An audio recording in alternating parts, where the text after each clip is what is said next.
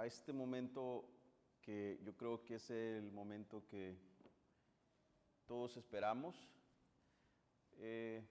Obviamente adorar al Señor nos llena de gozo, nos llena de regocijo, porque venimos y le damos a Dios, le damos a Él, alabamos, elevamos nuestras alabanzas a Él, pero este momento es el momento en que Él nos va a hablar con su palabra. Así es que, muy bien, mis amables hermanos, vámonos al Salmo 10. Salmo 10 vamos a estar estudiando hoy. Si usted le gusta apuntar, hay unos datos importantes que le voy a dar en este salmo que nos van a ayudar para el estudio. Salmo 10, juntos leemos el salmo, dice así. ¿Por qué estás lejos, oh Jehová, y te escondes en el tiempo de la tribulación? Con arrogancia el malo persigue al pobre, será atrapado en los artificios que ha ideado, porque el malo se jacta del deseo de su alma, bendice al codicioso y desprecia a Jehová. El malo, por la altivez de su rostro, no busca a Dios, no hay Dios en ninguno de sus pensamientos. Sus caminos son torcidos y todos bien. Tus juicios los tienen muy lejos de su vida. A todos sus adversarios desprecia. Dice en su corazón, no seré movido jamás. Nunca me alcanzará el infortunio. Llena está su boca de maldición y de engaños y fraude. Debajo de su lengua hay vejación y maldad. Se sienta en acecho cerca de las aldeas. En escondrijos mata al hombre. Sus ojos están acechando al desvalido. Acecha en oculto, como el león desde su cueva. Acecha para arrebatar al pobre, arrebata al pobre trayéndolo a su reino. Se encoge, se agacha y caen en sus fuertes garras muchos desechados.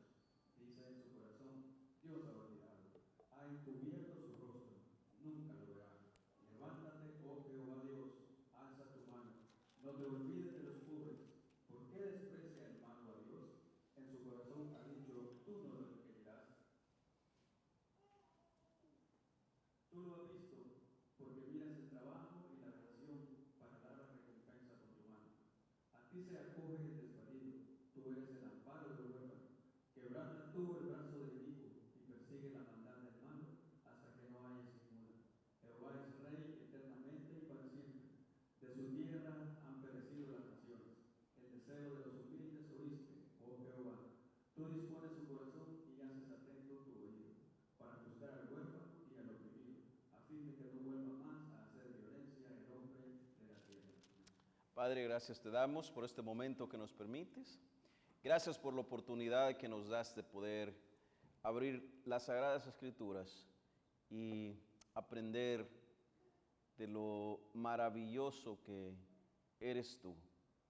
En este salmo queremos ser edificados, queremos que nos hables al corazón, queremos que nos instruyas, queremos que nos guíes en tu verdad.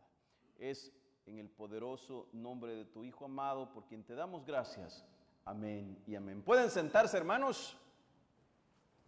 Ya nuestro hermano Alex les pidió que se saludaran los unos con los otros. Así es que vamos a entrar a este mensaje. El Dios que ve y actúa. El Dios que ve y actúa. Es el tema de esta tarde en este salmo. El Salmo 10 dice la tradición judía y cristiana que se le atribuye al rey David, porque la mayoría de los salmos del 1 al 45, que es la primera sección de los salmos, se le atribuye a él. De hecho, muchos estudiosos piensan que el Salmo 9 y el Salmo 10 son en realidad un solo salmo. En el texto hebreo, porque cuando ellos estudian en el texto hebreo antiguo, formaban un acróstico alfabético incompleto. Y cada verso comenzaba con una letra del alfabeto hebreo. De hecho, en la Septuaginta, traducción griega del Antiguo Testamento, se cuentan como un solo Salmo 9 y el Salmo 10. Siendo así, el Salmo 10 básicamente entonces sería la segunda parte del Salmo 9. Y como el Salmo 9 afirma o indica que es de David, entonces muchos han dicho que también el Salmo 10 lo es, formando parte de la segunda parte del Salmo 9. Hermanos, el Salmo 10 es un texto que plantea un problema teológico de la aparente inactividad de Dios ante la justicia. El salmista describe la conducta del impío y parece contradecir el carácter justo de Dios, pero no. Este salmo se debe leer como un testimonio inspirado de cómo el pueblo de Dios ha procesado históricamente la consistencia de la providencia divina con la maldad del hombre. Doctrinalmente, este salmo gira sobre 3 ejes. Número 1, la aparente ausencia de Dios en tiempos de aflicción. Si usted le presta atención cómo comienza el salmista, tiene una aparente ausencia de la presencia misma de Dios. Y número 2, la descripción diagnóstica del carácter del impío. Número 3, la apelación a Dios como juez soberano, que de hecho es como finaliza el salmista. En este caso quiero explicar el texto del Salmo. Número 1, él comienza diciendo: ¿por qué estás lejos, oh Jehová, y te escondes en el tiempo de la tribulación? Préstele atención a esto. Este versículo expresa una experiencia teológica frecuente en el creyente. Y si nosotros simplificamos el deseo, la oración, las palabras del salmista, y nos hacemos una autoevaluación, ¿cuántas veces, y aunque no lo hayamos dicho, pero lo hemos pensado que Dios muchas veces está lejos de nosotros en los momentos de tribulación, en los momentos más tristes, en los momentos más amargos, en los momentos más duros de nuestra vida? Y aunque no lo hablemos, aunque no lo pronunciemos, lo hemos pensado, directa o indirectamente. Usted puede decir: no, pastor, no, sería mentiroso. Más de alguna vez hemos pensado: ¿y Dios? Somos sus hijos. Creo que me ha comprado con su sangre. ¿Dónde está? ¿Alguna vez lo hemos pensado? Esto nos identifica con el salmista. La percepción de que Dios no actúa en momentos críticos, es lo que hace que muchos se pregunten en los momentos difíciles: Dios, ¿dónde estás tú? De hecho, en la doctrina de la providencia, esto se entiende como providencia oculta del Dios soberano, cosa que no vemos, inclusive muchas veces no lo sentimos, pero Dios se está protegiendo, Dios está ahí, Dios está en todo momento, aunque no lo sintamos y aunque no lo veamos. Es más, aunque sintamos más el agobio en nuestra propia carne, Dios está ahí, obrando para bien en tu dolor, obrando para bien en los momentos difíciles. Dios continúa gobernando activamente siempre, pero su obra no siempre es perceptible para el ser humano. Si no, mire lo que dice Isaías 45:15.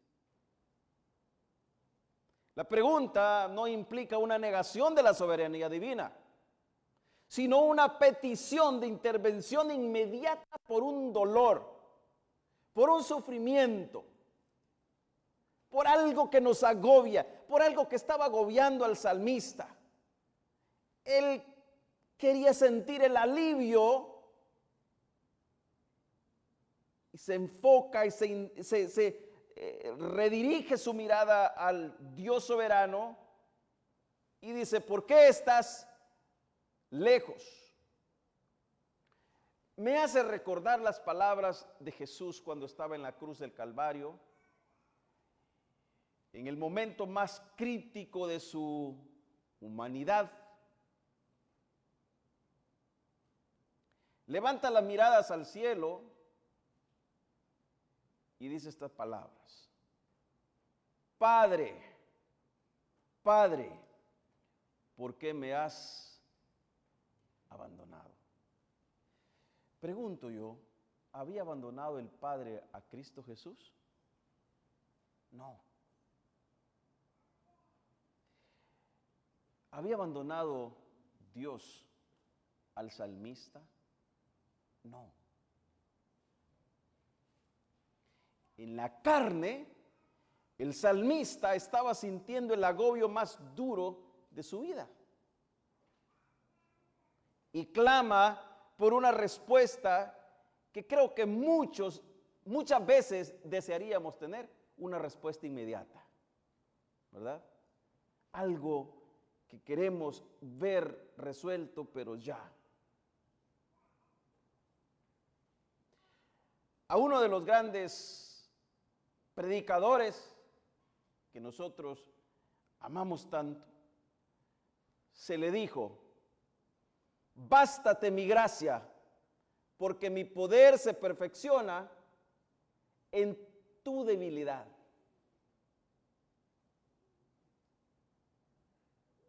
Quiero simplificar el inicio de este versículo. Imagínese usted que está cruzando un momento, el momento más amargo de su vida, donde sus piernas tiemblan porque no pueden mantener el peso de su cuerpo y cae de rodillas. Está tan angustiado, está tan quebrantado, está tan destrozado que no salen otras palabras más que: Dios, ¿dónde estás tú? Es muy probable que usted y yo no lo estemos diciendo porque no creemos que no existe un Dios. Es muy probable que lo estemos haciendo desde lo más profundo de nuestro corazón, de nuestras entrañas, y que sean las palabras más sinceras que le hayamos dicho a Dios, queriendo decir: Dios, no puedo más, me rindo, estoy de rodillas, estoy besando el piso, ayúdame, sálvame, líbrame. Pero ¿se imagina usted este cuadro que de repente una voz que solamente usted puede escuchar le dice: hijo mío, sé que estás sufriendo, pero bástate mi gracia, porque mi poder se va a perfeccionar en ese momento de debilidad? ¿Cuál sería nuestra reacción en ese momento? Me encantaría decir que pudiéramos tener la misma reacción del siervo Job. Y que pudiéramos decir: Jehová dio, Jehová quitó. Sea el nombre de Dios bendito. Me encantaría pensar que esa sería nuestra reacción. No estoy diciendo que no puede ser. Pero muchas veces nosotros queremos una respuesta inmediata. Entonces, estos versículos constituyen un retrato teológico del hombre en estado de rebelión contra Dios y demuestra en el versículo, de hecho en el versículo 2 al 4, el orgullo de la autosuficiencia. De hecho, el impío actúa con arrogancia, persiguiendo a los débiles y despreciando a la autoridad divina. En la palabra de Dios, esto se relaciona con el concepto del ateísmo práctico. Salmo 14:1. Y el versículo 6, donde habla acerca de la confianza en bienes materiales. Lo leímos el Salmo. El impío basa su seguridad en una prosperidad temporal. No lo tengo aquí, pero dice, me recuerda a un joven rico que se le acercó a Jesús. ¿Se recuerdan esta escena maravillosa? Un joven rico se le acercó a Jesús. ¿Qué puedo hacer para ser salvo? Jesús siendo el hombre más sabio, Jesús siendo el hombre más amoroso, que conoce lo más profundo del corazón del hombre, conociendo la debilidad del rico, le dice, anda, vende lo que tienes y dárselo a los pobres. ¿Qué pasó con este joven rico? Agachó su rostro y se fue. Tocó la llaga. Porque había confianza en los bienes terrenales. Quiero ir aplicando este sermón a nuestras vidas. ¿Cuánto confías tú en tu empleo? Pastor, es que yo sé que mañana voy a ir a trabajar, sé que el viernes recibo mi cheque y usted está motivado, ¿verdad? Usted está motivado. Pero ¿qué tal si usted recibe una llamada y le dice, mira, no hay más trabajo para ti, y usted no tiene ningún ahorro en la cuenta de su banco? ¿Seguiría usted poniendo la confianza en el Dios que todo lo puede? ¿Seguiría creyendo usted que Dios todo lo puede? ¿Que Él es soberano? ¿Que Él es poderoso? ¿Que Él es el Dios dueño de todo, el creador de todo? Bueno, el impío basa su seguridad en su prosperidad temporal, contradiciendo así las enseñanzas de que toda verdadera seguridad está únicamente en el Dios Todopoderoso, según dice Jeremías capítulo 9, versículo del 23 al 24. Entonces este salmo sigue hablando y habla de la violencia contra los vulnerables, versículos del 8 al 9. El texto básicamente evidencia la injusticia social como una consecuencia directa de un corazón que ha rechazado plenamente la ley de Dios. Básicamente es la distorsión teológica de la paciencia de Dios, versículo 11.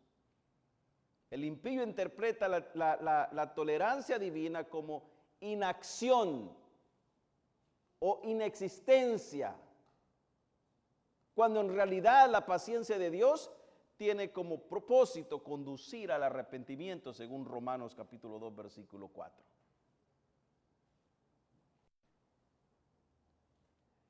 Teológicamente, esta sección ilustra la depravación total del hombre. El pecado afecta cada aspecto del ser humano y lo orienta hacia la oposición a Dios y al prójimo. Y los versículos del 12 al 18, lo que encontramos ahí es un clamor por la intervención divina. Levántate, oh Jehová, Dios, alza tu mano. No te olvides de los pobres. De hecho, esta sección es una súplica por la manifestación activa de la justicia divina de Dios. ¿Usted sabía que la justicia divina de Dios está activa eternamente y para siempre? Nunca está pausada. Él sigue activo, reconociendo o teniendo ese reconocimiento de que Dios es un Dios juez, versículo 14. Aquí el salmista afirma que Dios ve y registra las obras de los impíos, lo que corresponde a la doctrina de su omnisciencia y su justicia. Le dije que si a usted le gusta anotar, le estoy dando algunos detalles importantes que le van a servir para el entendimiento de este salmo. Y en el versículo 16 tenemos una confesión de la soberanía de Dios. Jehová es rey, es una confesión. Jehová es rey eternamente. Y sigue diciendo, establece el fundamento. Lo que hace aquí el salmista es establecer la esperanza y habla del reinado divino y absoluto de Dios, hablando de la perpetuidad, que Dios es perpetuo, permanece para siempre. De los versículos 17 y 18 habla de la esperanza en la vindicación final. El salmista aquí reconoce que Dios escucha súplicas de los humildes y actuará para que no haya más opresión en el día final. Esto anticipa ese momento final y la restauración plena de Dios hacia su pueblo. De modo pues que el Salmo 10, Dios es soberano, incluso cuando su obrar no es visible o perceptible o que lo podamos sentir. Él es soberano. La providencia divina no siempre se manifiesta de forma inmediata. Inclusive, déjeme decirle que en algunas veces, por lo que nosotros pedimos, llegaremos al cielo y no se nos va a cumplir. Porque pedimos acorde a nuestros deseos. Y la respuesta viene acorde a los deseos de Dios. Así es que, si lo recibimos, gloria a Dios. Y si no lo recibimos, gloria a Dios. Lo que Dios hizo es lo correcto. La respuesta de Dios es la justa. La respuesta de Dios es la perfecta. El silencio de Dios es tu mejor respuesta. Y si Dios la contesta, gloria a Dios. El orgullo es la raíz de la rebelión humana. La oración es el medio legítimo de apelación a la justicia divina. La justicia de Dios es segura y escatológicamente inevitable. Toda injusticia será juzgada y todo justo será vindicado. Te quiero dar una rápida perspectiva cristológica de este salmo. Cristo es el cumplimiento del clamor del salmista. Cristo es el cumplimiento del clamor del salmista. Él es el justo oprimido que confió plenamente en Dios en medio de la aparente inactividad divina. Padre, Padre, ¿por qué me has abandonado? Salmo 22 nos lo dice bien claro. Y luego después, Cristo como Rey soberano, su reinado asegura el cumplimiento final de la justicia prometida. Apocalipsis capítulo 11, versículo 15. Y no solamente eso, sino que Cristo como defensor del oprimido lo ha sido siempre. En su ministerio terrenal y en su obra redentora, Él encarna la respuesta de Dios a la injusticia. Cristo. ¿Quién era el pueblo gentil? ¿Era el pueblo más despreciado sobre toda la faz de la tierra?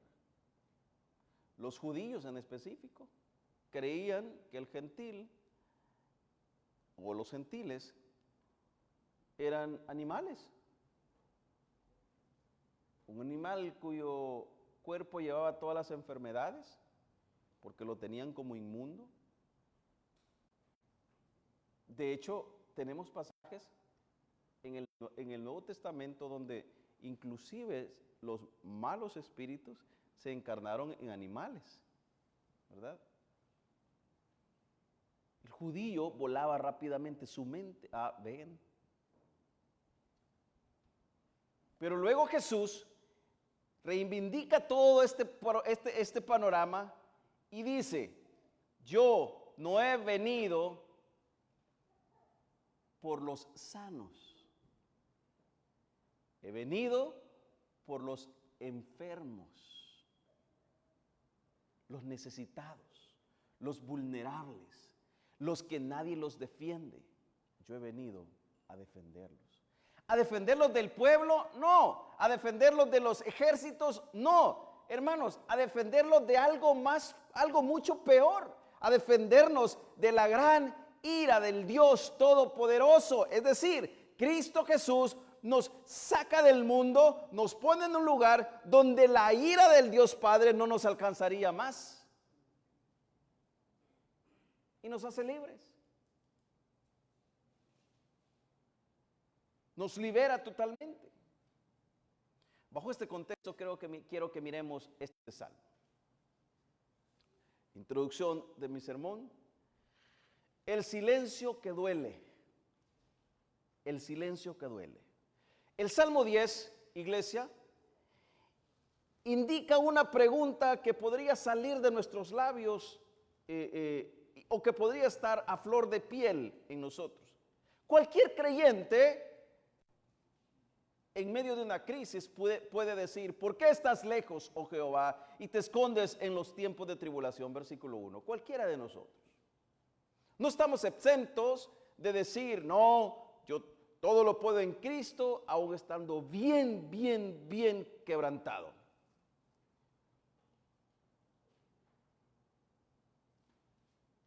Es que es bien fácil decirlo cuando todo nos va bien. Es bien fácil.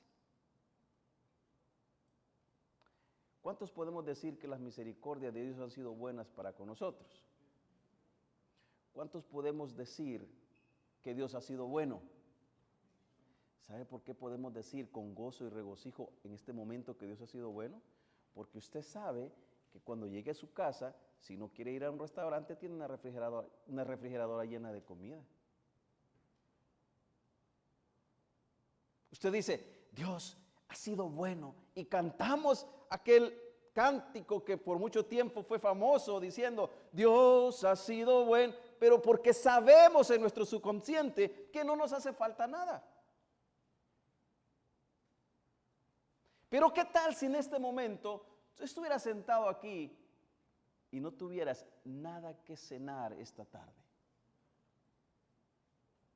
¿Pudieras decir, Dios ha sido bueno? ¿O estuvieras angustiado diciendo, ¿por qué estás lejos?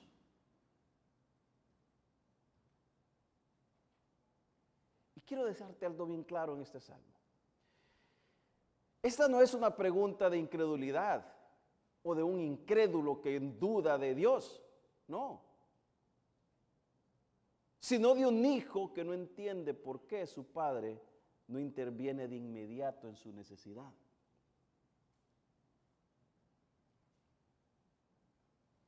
El salmista ve la maldad multiplicarse, ve sus enemigos prosperar, ve a la gente en contra suya, ve todo a su favor, a su en contra, y él siendo perseguido, ojo, siendo un hijo de Dios, que cree que Dios todo lo puede. Siendo un hijo de Dios que cree que Dios inclina su oído a nuestras súplicas, que inclina su oído a nuestros clamores. Es más, el salmista tenía en cuenta a los grandes padres de la fe, que cuando clamaban, Dios respondía.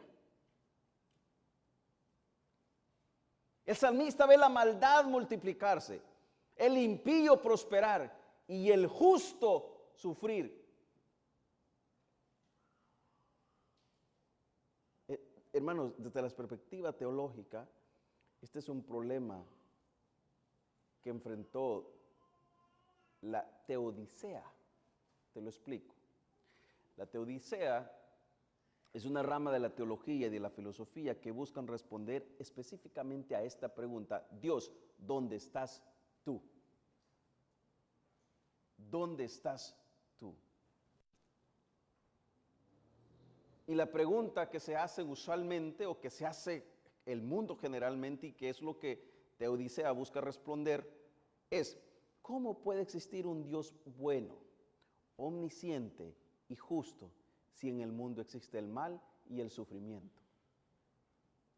Ese debate, esa pregunta la tenemos hasta el día de hoy a flor de labios en todas partes. Entonces, el término viene del griego theos, Dios, y daik, que es justicia, es decir, la justicia de Dios. Una vez estaban entrevistando a un pastor y le dijeron, mira, ¿tú no crees que este mundo necesite justicia? Vivimos en un mundo totalmente injusto. ¿Tú no crees que este mundo necesite justicia? Él tajantemente contesta y dice, no, este mundo no necesita justicia.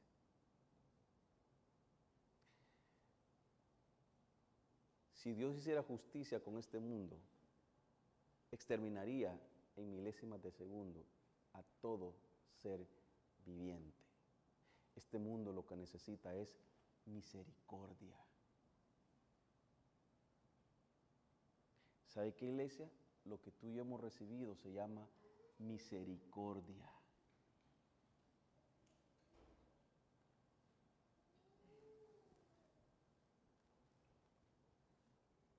Este término, para darte un detalle, fue popularizado por Godfrey, el Wilhelm, en una de sus obras que se llamaba Essai de Teodicea, en el 1710. En esta teología cristiana, la Teodicea se enfoca en defender, número uno, la bondad y la soberanía de Dios frente a la realidad del mal. Y existían tres posiciones importantes en ese entonces: teodicea del libre albedrío, teodicea del sufrimiento redentor y teodicea escatológica. Esto lo que hace es mostrar que la existencia de Dios no contradice su justicia. Lo que hace es mostrar que la bondad de Dios no niega su poder ni su santidad. Esto lo que hace es mostrar que la misericordia de Dios no está separada de que Dios en su debido tiempo castigará al injusto. Nosotros lo decimos de esta forma: aunque existe el sufrimiento en el mundo completo, en el mundo entero, nada está fuera del control divino de Dios, simplificando el panorama. Nada está fuera del control divino de Dios. Él es soberano y justo, y aunque permite el mal, nunca es el autor del pecado. Nunca. La cruz de Cristo es la mejor respuesta. El mayor mal de la historia, la crucifixión del Hijo de Dios, fue el medio por el cual Dios trajo el mayor bien para sus hijos. Te lo explico de esta forma. Dios toma el mayor mal de la historia, lo pone en Cristo, lo castiga para que el mayor bien a sus hijos sea dado, regalado, puesto, y nos haya puesto en libertad, y nos haya hecho sus hijos, nos haya hecho su familia, y nos haya abrazado, y un día se nos diga: ven, buen siervo fiel. En lo poquito me fuiste fiel, en lo mucho te pondré. Entra al gozo de tu Señor. Pero eso tuvo un precio. Eso tuvo un precio. Y el precio que tuvo esto lo describen las palabras de Cristo Jesús, que he repetido algunas veces. Padre, Padre, ¿por qué me has abandonado? Ese es el precio. El abandono de Dios Padre a su Hijo, para que tú y yo jamás seamos abandonados. Entonces, entendiendo esto, podamos gritar al cielo diciéndole al Padre: Padre, sé que me escuchas, sé que me oyes, sé que estás ahí, confío en ti, y aunque mi tribulación sea fuerte, seguiré confiando en ti, porque tú prometiste estar conmigo siempre. ¿Cuántos creen eso, iglesia? ¿O cuántos creen que Dios ha prometido estar con usted siempre? Esa es la promesa.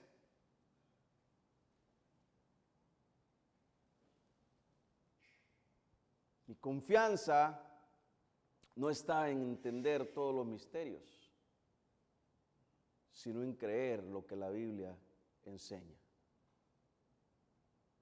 Quiero dejarte esta frase, porque hoy, gloria a Dios, que tenemos un mundo donde estamos con toda la información a un clic. La buena información como también la desinformación o la mala información. Lo tenemos ahí.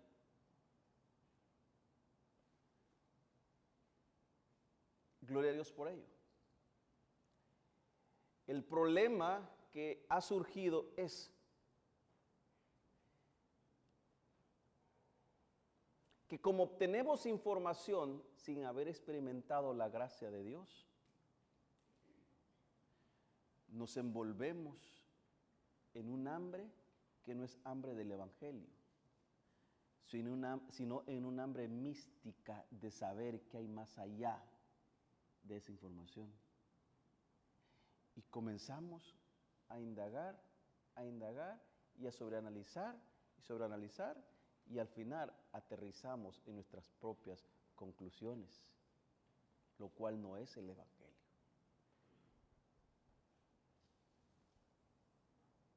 Mi confianza no está en entender todos los misterios, sino en creer lo que la Biblia dice. ¿Cuántos creemos lo que la Biblia dice? Hemos enseñado que la palabra de Dios es nuestra máxima autoridad, ¿verdad? Por ende, creemos que Dios gobierna todo para su gloria y para el bien de su pueblo. Y espero con certeza el día en que Cristo vencerá para siempre el mal y el sufrimiento, y estaremos con Él. Y dice su palabra que allí no habrá más hambre, no habrá más dolor, no habrá más tristeza, porque Él será nuestra satisfacción plena. Estaremos con Él para siempre. ¿Cómo puede un Dios justo permitir tanta injusticia? Decía. En este salmo nos enseña algo crucial. La ausencia aparente de Dios no es real. La ausencia aparente de Dios no es real. Su silencio no es abandono. Es parte de su soberano plan para ejecutar su justicia perfecta en el tiempo exacto. Esa debe ser nuestra confianza. Quiero dejarte con una frase importante. Cuando parece que Dios está lejos, en realidad está más cerca de lo que imaginas. Preparando el momento perfecto para actuar. Me encantó algo que una vez alguien dijo.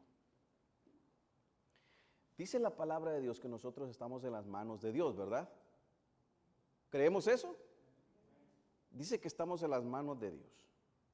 Imagínese usted que Dios tiene sus manos y sus hijos están ahí. Estamos ahí, estamos confiados. Todo el mundo, todo alrededor del mundo, los ataques nos bombardean a cada momento. Las tribulaciones nos bombardean a cada momento. El enemigo anda como león rugiente, viendo a quién devorar y vigilándonos para buscar el momento específico y arrastrarnos. Pero no puede. Pero se llega el momento en que el enemigo se alza de valor y comienza a atacar fuertemente al creyente, al Hijo de Dios. Y cuando esos ataques fuertes están llegando, Dios cierra su mano y nos protege, nos cuida. Nosotros, en nuestra humanidad, no miramos la luz del día. Creemos que todo se ha terminado. Creemos que todo se ha acabado. Y no miramos la salida, no miramos alternativas. Y nos angustiamos. Y es ahí donde surge la pregunta, y es ahí donde surge el elevar nuestros ojos al cielo y preguntar: Dios, ¿dónde estás tú?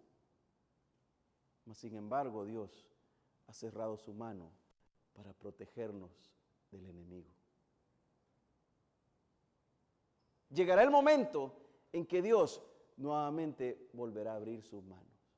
Le hago la pregunta: ¿en algún momento dejamos de estar en las manos de Dios? No. Estuvimos siempre en sus manos. Lo que pasaba era que Él nos estaba protegiendo del enemigo.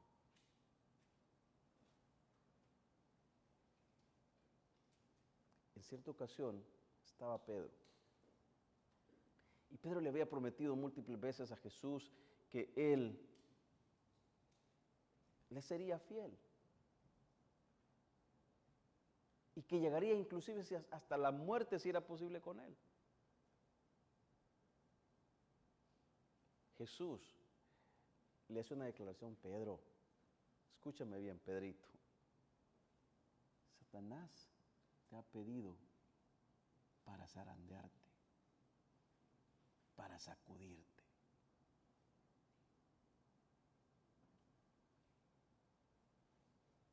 Job,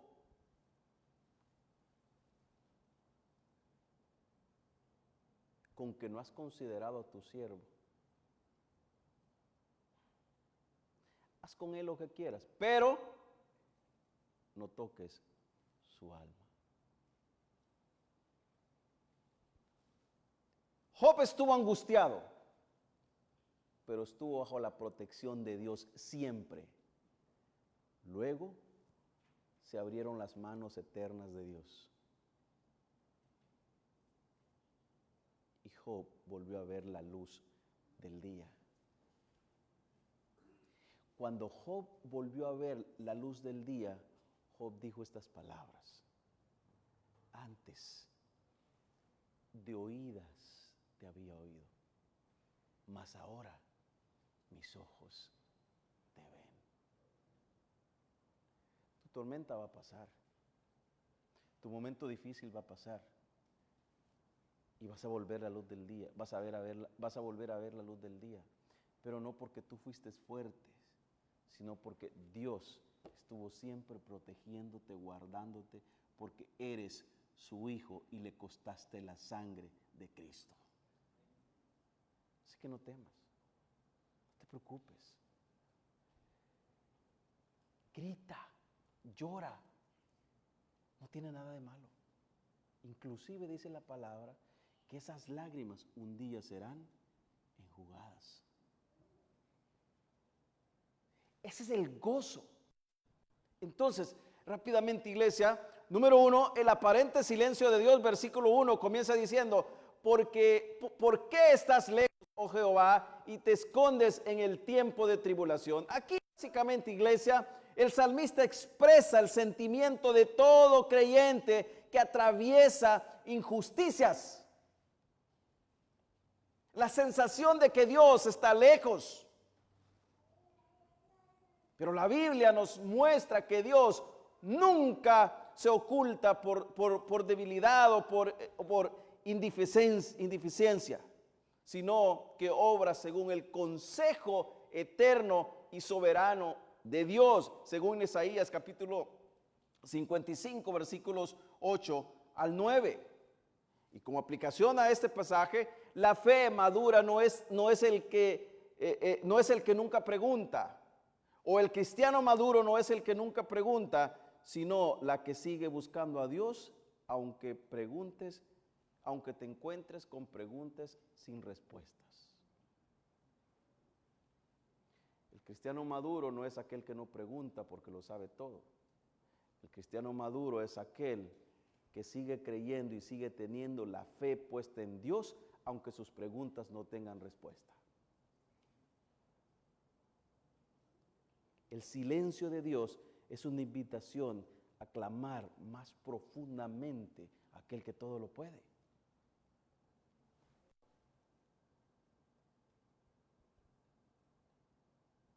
Algunos puntos prácticos para nosotros.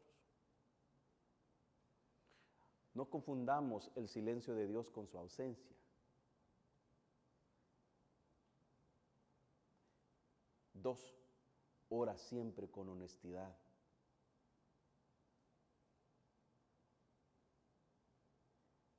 Dios no se va a escandalizar de tus preguntas. Él conoce tus preguntas.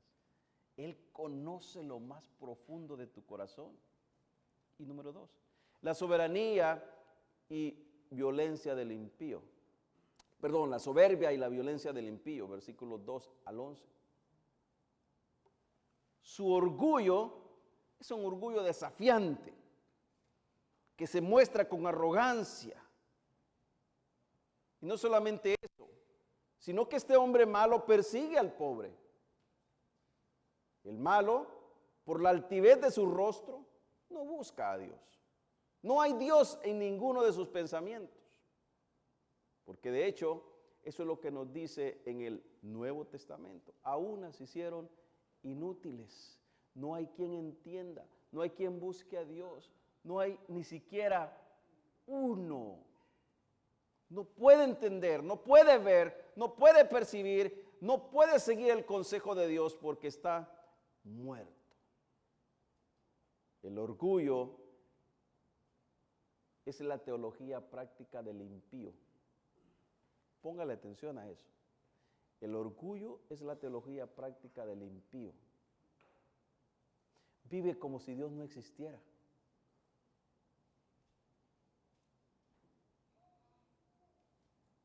No es ateísmo filosófico, sino ateísmo funcional. ¿Cómo es esto, pastor? Sigue lo que le funciona, prácticamente. Si el mundo te funciona, ahí vas. Si el tomar cosas que no son tuyas te funciona, eso es tu creencia. Ese es el corazón del impío. En su corazón no hay lugar para reconocer la autoridad superior de Dios sobre su vida. Aplicación a esto, el orgullo espiritual es tan destructivo como la violencia física. ¿Tanto así, pastor? Sí. Porque te autodestruyes solo. Te autodestruyes solo. Un corazón que vive independientemente de Dios está tan perdido como el más brutal de los criminales. Está tan perdido como el más brutal de los criminales. Ustedes se acuerdan cuando en alguna ocasión quizás estábamos enseñando la doctrina de la gracia y enseñábamos y decíamos que el hombre no es tan malo como debería ser, pero también el hijo no es tan bueno como pudiera ser. Es decir, el hombre que es malo, que es sanguinario, tiene la capacidad para ser más malo si lo desea. Pero el hombre que es hijo de Dios, la familia que es hija de Dios, puede ser más santo si así lo desea. ¿Sabe cómo nos dice la Biblia? Si usted es tan sucio, revuélquese más.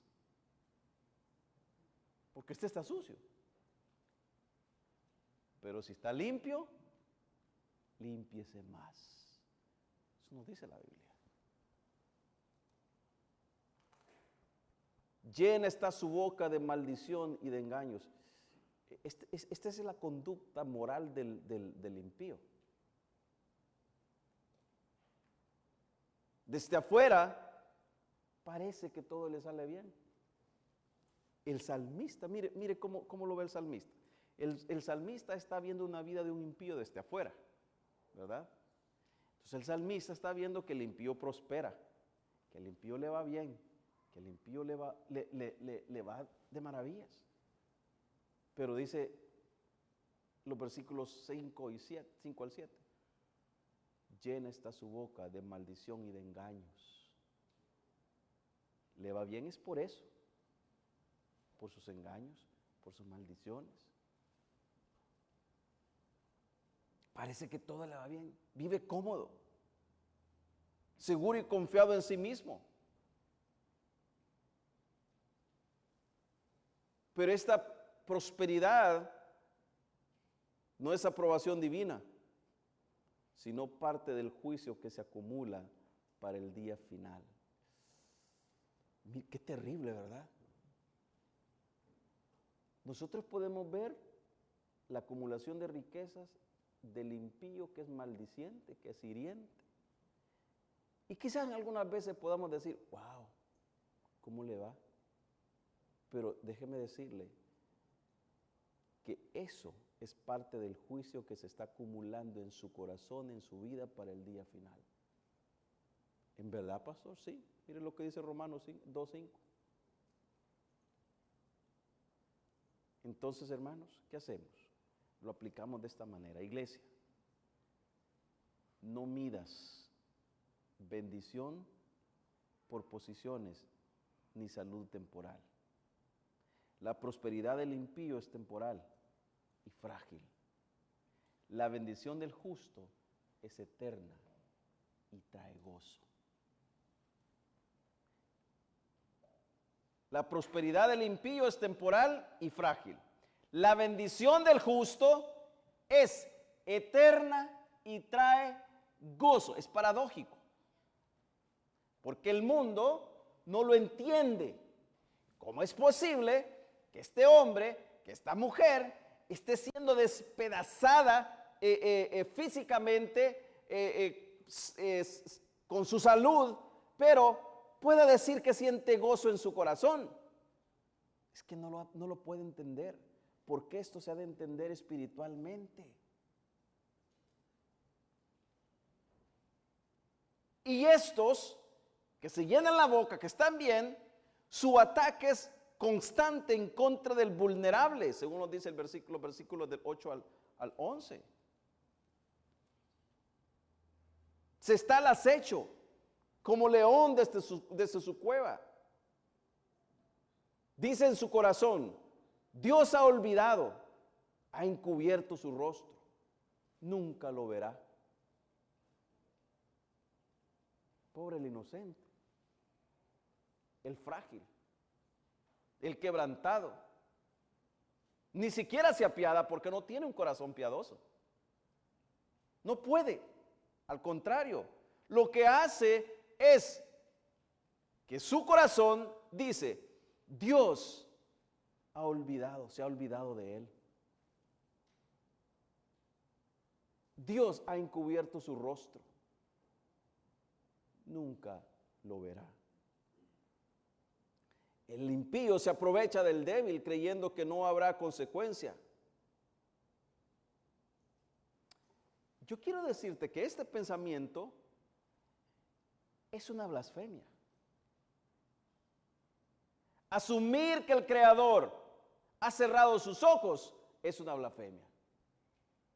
Porque Dios todo lo ve y es parte de su atributo, que todo lo ve.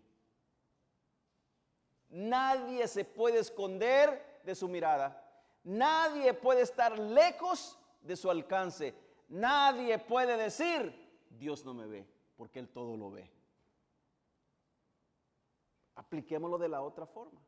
También los hijos de Dios podemos decir que Dios siempre nos está viendo, siempre está a nuestro favor, siempre está con nosotros, porque Él así lo ha prometido, pero también porque lo puede hacer. No solamente lo dice, no solamente lo promete, sino que Él es todopoderoso porque Él puede hacerlo. Dios toma como afrenta personal cualquier opresión contra el pobre, contra el huérfano o el indefenso. Es más, la iglesia debería ser voz profética y refugio seguro para los vulnerables. ¿Sabía eso usted? Lo debería hacer la iglesia. Y número 3, el clamor del justo, versículos del 12 al 15. Levántate, oh Jehová Dios, alza tu mano, no te olvides de los pobres. Tú los has visto, porque miras el trabajo y la vejación. Aquí, el salmista deja de hablar del impío y habla con Dios. Mire lo que hace. Deja al impío a un lado, está en su mundo, ahora se dirige a Dios. Cambia la queja por una intercesión. Algo que nosotros cuando oramos debemos entender que es una intercesión, que es una súplica y que es una oración de acción de gracia. ¿Verdad? Algo que debemos entender para no tener una mezcolanza cuando estamos orando. Porque muchas veces nosotros cometemos el error inconscientemente de comenzar, Señor, gracias te damos, te pido por esto. Hermano, termine de dar gracia. ¿Verdad? Termine de dar gracia y exponga a Dios su petición después. Tenemos el ejemplo ahí. El salmista deja al impío y ahora habla con Dios. Cambia la queja por intercesión. Reconoce que aunque los impíos crean que Dios no ve, Él observa todo con atención. El clamor del justo no acelera el reloj de Dios tampoco. No. Pero nos alinea con su voluntad y nos fortalece para esperar. Aplicación. La oración es nuestra respuesta cuando parece que el mal triunfa. La oración del justo es nuestra respuesta cuando parece que el mal está triunfando. ¿A dónde debo acudir? A Dios. ¿A quién debo clamar? Esa es nuestra respuesta. ¿A la opresión?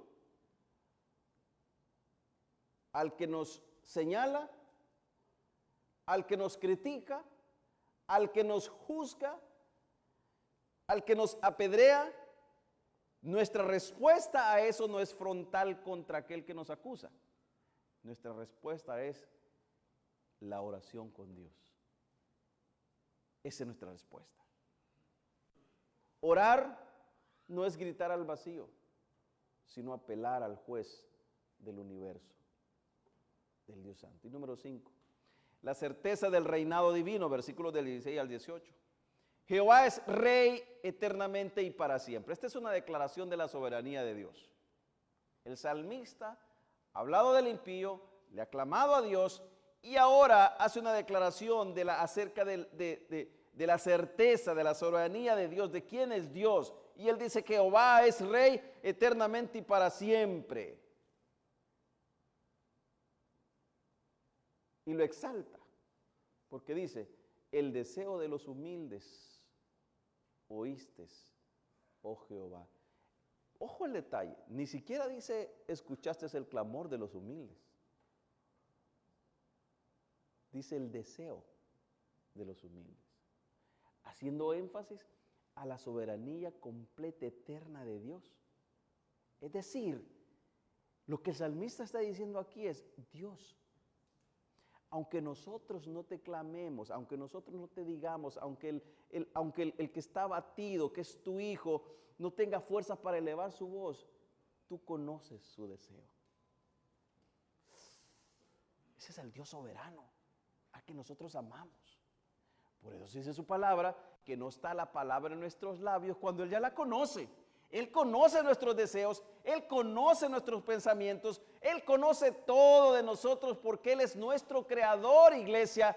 Nada hay oculto en nosotros que Él no pueda ver. Hermanos, por diminuto que sea el miembro que tenga nuestro cuerpo, por diminuto que sea, Él lo conoce porque Él lo formó. Él lo hizo.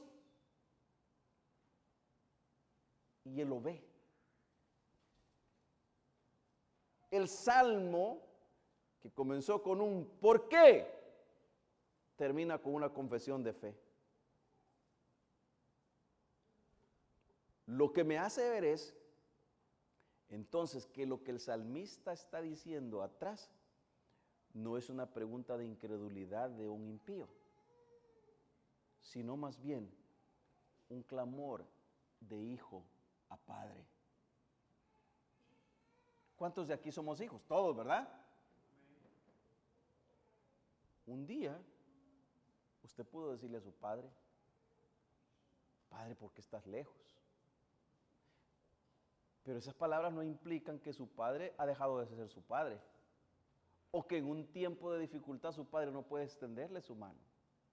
Usted está haciendo una declaración que usted quiere que su padre esté cerca de usted.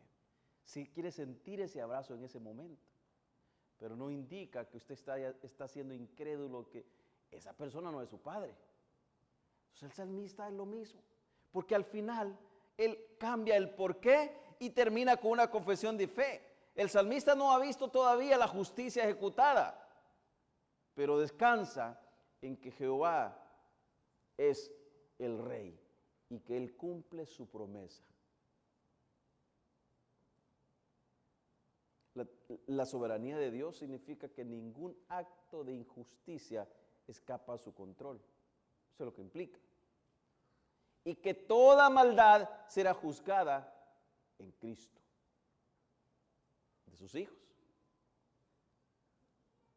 Aplicación a esto. El mal tiene fecha de caducidad. Póngale atención a esto. El mal tiene fecha de caducidad. El reinado de Dios es eterno. Y dos, nuestra esperanza no está en el cambio social inmediato que podamos ver, sino en la justicia final de Dios. ¿Cuántos el día de hoy estamos preocupados y angustiados por lo que va a suceder el día de mañana, por todo el movimiento que miramos? Y yo no digo que no nos podamos preocupar,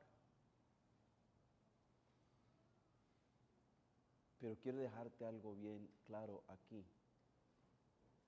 Aunque nuestra carne se aflija, confiemos en el Señor siempre, que Él nunca nos ha dejado de su mano.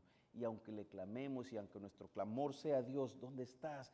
Muchas veces tengamos siempre en cuenta que Él nunca, pero nunca te ha dejado, ni tan siquiera 2 segundos. ¿O acaso no nos acordamos de unas palabras que dijo Jesús? Mi Padre, Él y yo, hasta el día de hoy, trabajamos. Me voy, pero no los dejo huérfanos. Rogaré al Padre para que el Padre que está allá les envíe un consolador, el cual va a estar, ¿cuándo, iglesia? Siempre. Entonces nuestro clamor, nuestras palabras no son dirigidas al aire. Nuestras palabras, cuando nosotros pronunciamos el nombre de Dios, clamamos el nombre de Dios, Él que es santo, Él que es poderoso, inclina su oído para escuchar a sus hijos.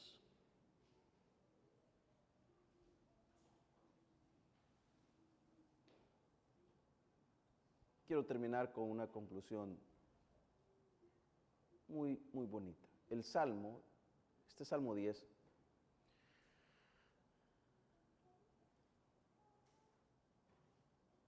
nos invita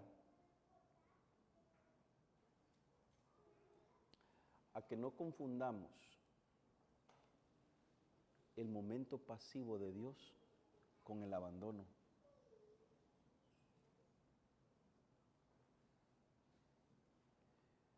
Dios,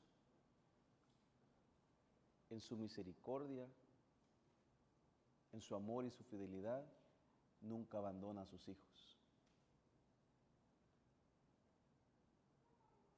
El impío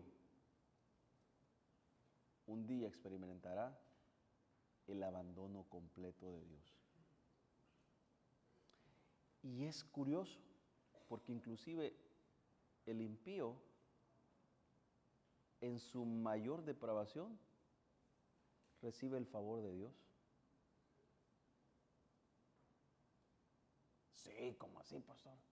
Bueno, dice su palabra que Él, en su misericordia, hace salir el sol sobre justos y también sobre los injustos.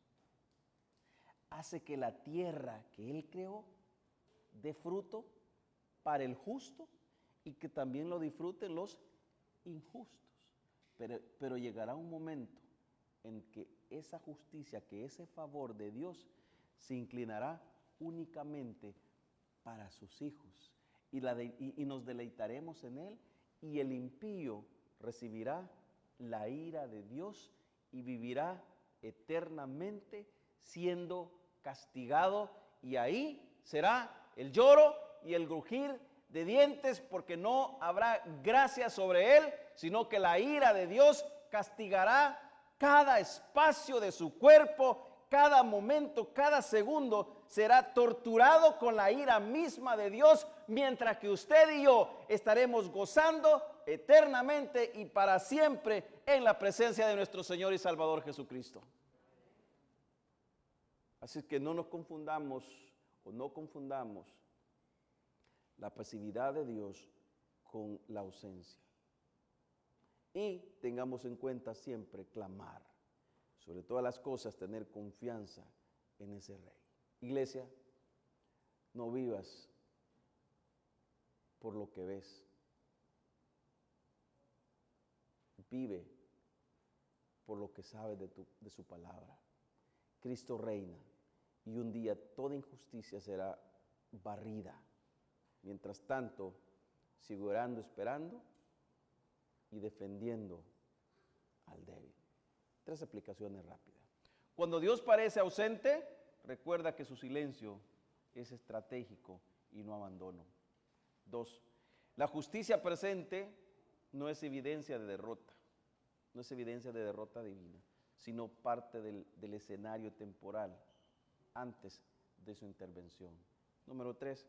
La oración es nuestra primera respuesta, no nuestro último recurso. Llevémonos eso en nuestra mente. ¿No hallaste nada más que hacer? Entonces oro. No. La oración es nuestro primer recurso, no nuestro último objetivo. A Él se da toda la gloria por los siglos de los siglos. Amén. Vamos a orar. Padre, bendito es el Señor. Gracias por tu amor, por tu fidelidad, porque te place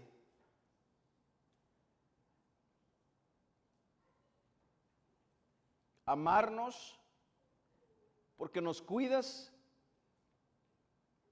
porque tu favor siempre está inclinado a nuestro favor. Bendito eres, oh Dios Todopoderoso. Bendito eres. Es en tu nombre poderoso que oramos. Amén y amén. Pongan